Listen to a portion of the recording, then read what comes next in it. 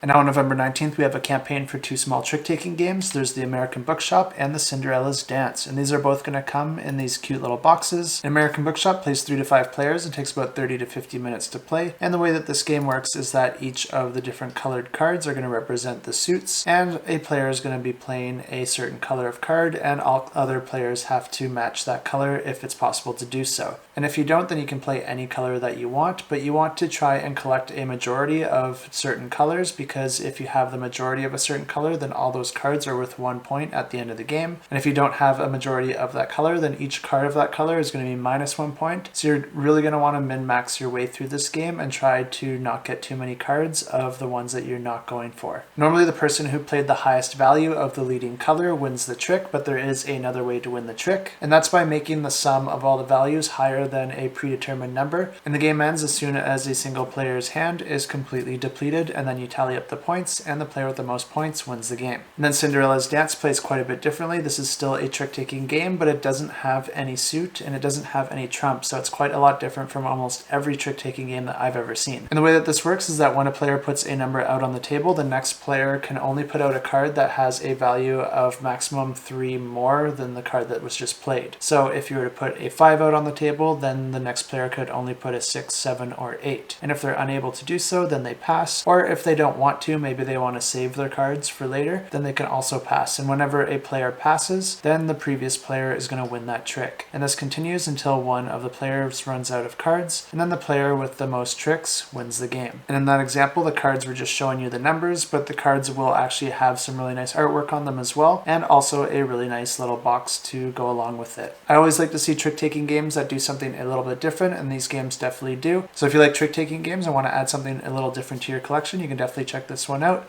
Links in the description below.